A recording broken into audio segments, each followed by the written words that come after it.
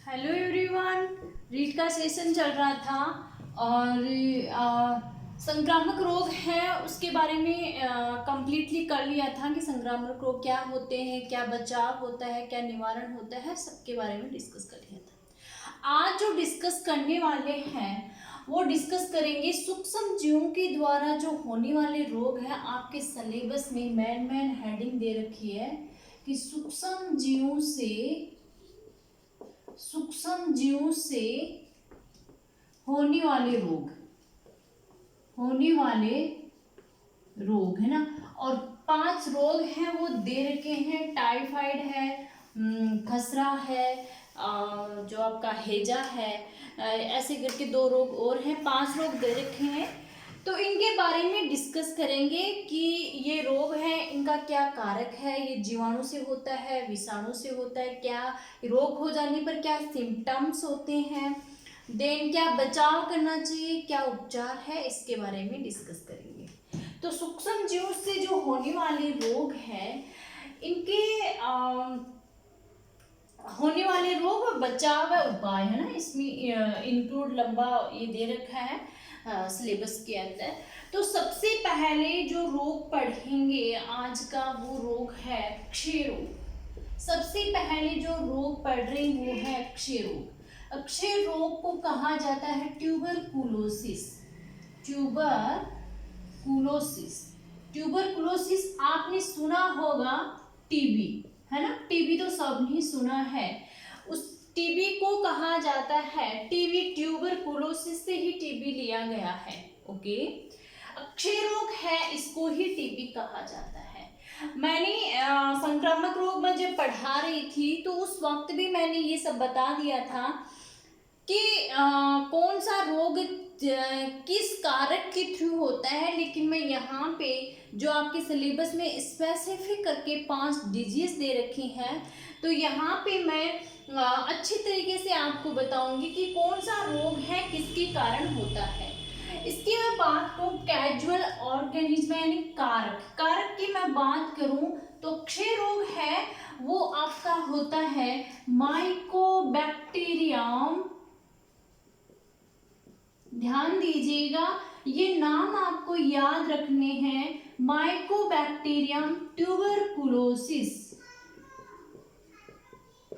Mycobacterium tuberculosis जीवाणु किसके द्वारा होता है? बैक्टीरिया के द्वारा आपका क्षय रोग टीबी रोग होता है। उस बैक्टीरिया का नाम है माइकोबैक्टीरियम ट्यूबरकुलोसिस। इसका जो नाम है वो इम्पोर्टेंट है, याद रखना। इन्फेक्शन की मैं बात करूं यानी कि कैसे संक्रमण होता है। संक्रमण की मैं बात करूं तो संक्रमण आपका कैसे होता है? संक्रमण आपका छींकने खांसने पर आपका इन्फेक्शन है वो बढ़ जाएगा। छींकने खांसने पर कैसे कि आप छींकोगे, आप खांसोगे तो ड्रॉपलेट है वो बाहर निकलेगी। पास में स्वस्थ व्यक्ति खड़ा है तो वो ड्रॉपलेट, वो स्वस्थ व्यक्ति जब श्वास लेगा तो ड्रॉपलेट है उस व्यक्ति के अंदर शरीर में चली जाएगी। यानी कि ड्रॉपलेट के साथ में क्या होगा, जो जीवाणु है वो भी होगा और उस व्यक्ति में वो चला जाएगा, देन उसमें वो रोग फैला देगा। तो छींकने से होता है, खांसने से होता है। संक्रमित व्यक्ति अगर स्वस्थ व्यक्ति के से हाथ मिलाता है तो भी ये रोग है, ये फैलने की पॉसिबिलिटी बढ़ जाती है। ओके, तो छींकने खांसने संक्रमित व्यक्ति के साथ हाथ मिलाने से ये रोग क्या होता है, ये रोग आगे बढ़ता है। छींकने के साथ क्या होता है?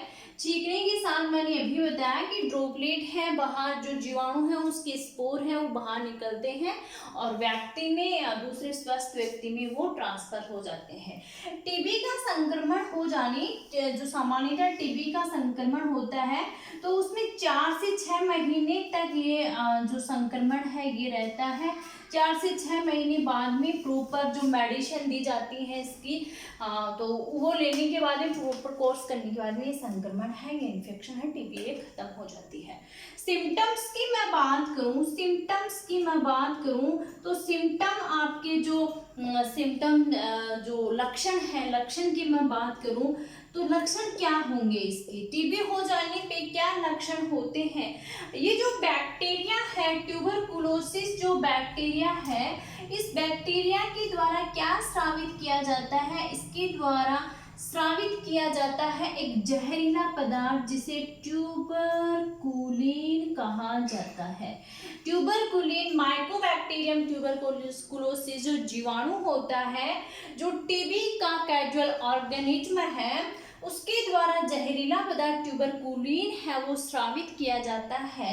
इस ट्यूबरकुलिन के कारण क्या होता है, इसके कारण आपकी बुखार, इसके कारण क्या होता है आपके बुखार, जो ये सिम्टम में होंगे, बुखार होना, खांसी होना, तेज सांस चलना, तेज सांस है वो चलना, ये किस में आएंगे, ये आपके जो टीबी के सिम्टम्स में ये आएंगे। इसके साथ साथ में सीने में दर्द होता है ना, सीने में जो आपका दर्द है वो होता है। ये सब लक्षण होते हैं किसके, क्षय रोग के।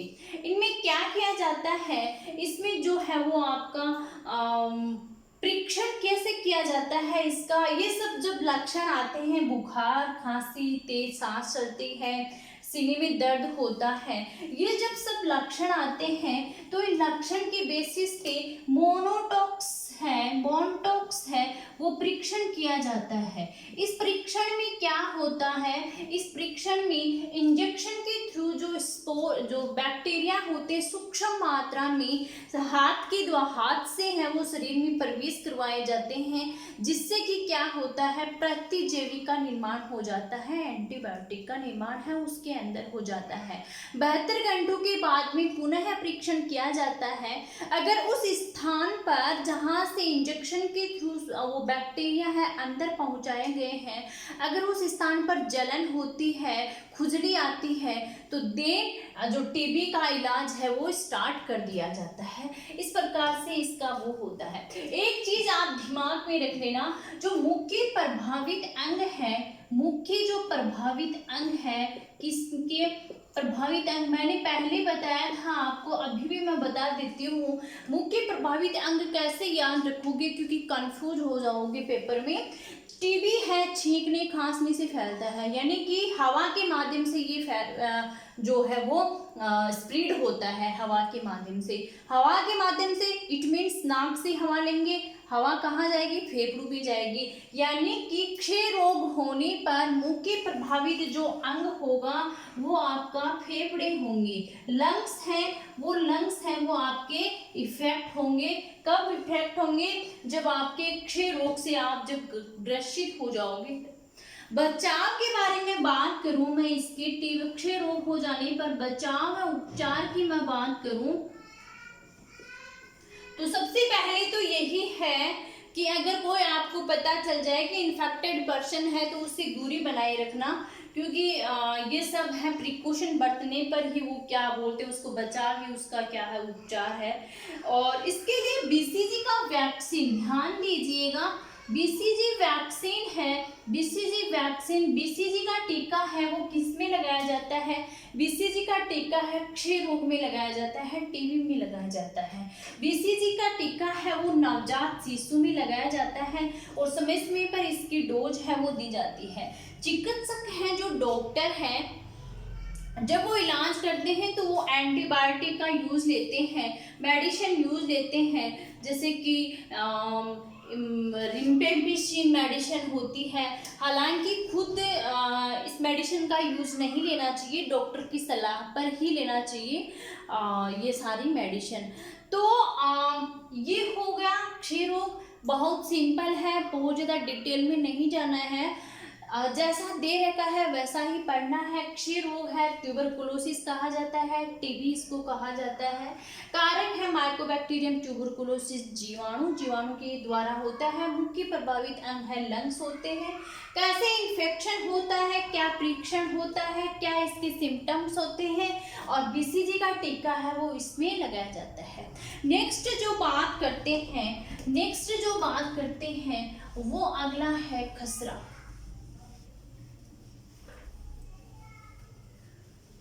5 जो आपके डिजीज है वो इसमें दे रखी हैं। ध्यान दीजिएगा, ये सारी की सारी संक्रामक डिजीज ही है।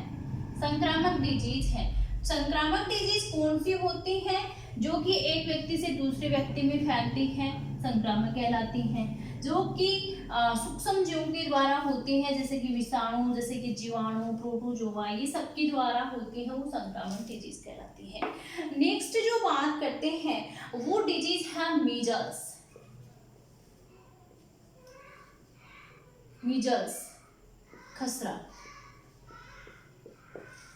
मीजल्स को कहा जाता है खसरा। खसरा जो डिजीज है इसका क्या कारक है, किसके माध्यम से ये होता है, कारक जीव कौन सा है? कारक जीव की मैं बात करूं तो खसरा है या मीजल्स जो है वो आपका होता है रूबियोला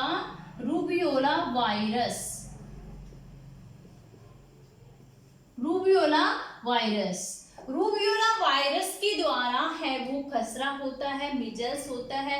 ऐसे भी इस वायरस का नाम ना पूछ के ऐसे भी पूछा जा सकता है कि खसरा मिजल्स है वो किसके द्वारा होता है। इन्फेक्शन की मैं बात करूं, इन्फेक्शन यानी संक्रमण की मैं आगे बात करूं तो ये किससे संक्रमण होता है? ये बच्चों में मुख्य रूप से किसमें होता है? मुख्य रूप से जो है वो बच्चों में होता है। जो चिल्ड्रन होते हैं बच्चों में ये मुख्य रूप से होता है। किस प्रकार से? जैसे कि मान लीजिए नाक से निकलने वाला जो बलगम होता है, नाक से निकलने वाले बलगम से, कफ से जो है उससे ये संक्रमण है आगे की ओर फैलता है। गंदगी वाले स्थानों पर ये गंदगी वाले जो स्थान होते हैं, गंदगी वाले स्थानों पर ये तीव्र गति से ये स्प्रेड होता है, ये जो फैलता है। इसमें जो सिम्टम्स होते हैं, वही सिम्टम्स होते हैं जो अभी मैंने आपको पढ़ाए थे क्षय रोग में। वो इसमें आपके बुखार आना ना, खांसी होना, तेज सांसें चलना, यानी श्वास लेने में जो है वो तकलीफ होना। इसमें जैसे कि मान लीजिए आप जो आंखों के नीचे जलन होने लगती है, इसमें आंखों के नीचे जो है वो आंखों के नीचे जलन होने लगती है। और त्वचा में इस रोग में त्वचा में क्या होता है? त्वचा में खिंचाव होने लगता है ना। त्वचा में क्या होने लगता है? त्वचा में खिंचाव होने लगता है।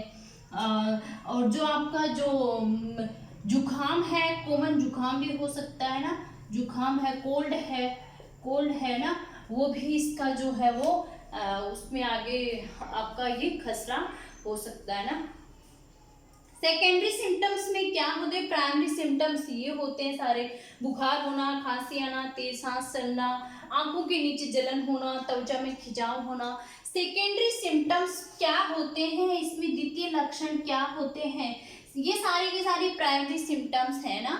द्वितीय लक्षण क्या होते हैं? द्वितीय लक्षण ये होते हैं कि त्वचा है वो रेड होने लग जाती है, त्वचा है वो लाल होने लग जाती है, क्योंकि त्वचा पर लाल दाने हैं वो उभर आते हैं, इसलिए त्वचा लाल दिखने लगती है। त्वचा पर लाल दाने आ जाते हैं, ये इसका सेकेंडरी सिम्टम्स होते हैं। इसके लिए बचाव क्या किया जाता है? बचाव व उपचार की मैं बात करूं, ध्यान दीजिएगा, जो टीके बता रही हूँ वो इम्पोर्टेंट है, याद रखना है। तो इसके लिए बचाव और उपचार में मीजल्स का टीका है ना। ऐसे ही दे दिया जाएगा। अब आप यहाँ पे याद रखें मीजल्स का टीका मीजल्स से याद रख लोगे, लेकिन वहाँ पे खसरा दे देगा ऑप्शन में, तो थोड़ा कंफ्यूज हो जाओगे कि खसरा किसका था ये वो। तो मीजल्स का टीका है, मीजल्स का टीका वो इसमें लगाया जाता है। और एमवेक टीका, एमवेक वैक्सीन है, ये इसमें जो है वो बचाव व उपचार में इसमें यूज में ली जाती है। और ये जो टीका है मीजल्स का टीका है, ध्यान दीजिएगा, 9 से 12 मंथ्स के बच्चों के बीच में लगाया जाता है। 9 से 12 मंथ्स के महीने के जो बच्चे होते हैं, जो शिशु होते हैं, उनके बीच में ये लगाया जाता है। और जब दाने हो जाते हैं, शरीर पर दाने उभरने लगते हैं, तो इस बीच विशेष ध्यान देने की आवश्यकता होती है, क्योंकि जब दाने झड़ने लगते हैं तो संक्रमण है वो तेजी से स्प्रेड हो सकता है। तो इस टाइम पे विशेष ध्यान देने की जो है वो आवश्यकता होती है। और इसमें जो एंटीबायोटिक यूज में ली जाती है, ध्यान दीजिएगा, एंटीबायोटिक है वो बिना डॉक्टर की सलाह के बगैर नहीं लेनी चाहिए। इसमें जो डॉक्टर है, एंटीबायोटिक जो डॉक्टर के द्वारा दी जाती है इस रोग के बचाव में, वो एंटीबायोटिक होती है स्ट्रेप्टोमाइसिन। स्ट्रेप्टोमाइसिन एंटीबायोटिक है, वो यूज में ली जाती है। तो ये आज आपकी 2 डिजीज हैं कंप्लीट हुई हैं। पहली पढ़ी ट्यूबरकुलोसिस एंड सेकंड जो डिस्कस किया वो मीजल्स के बारे में। आई होप यहाँ पे सब कुछ अच्छी तरीके से क्लियर हो गया होगा। कुछ डाउट हो कमेंट सेक्शन में पूछ सकते हो। चलिए पढ़ते रहिए, मेहनत करते रहिए। All the best.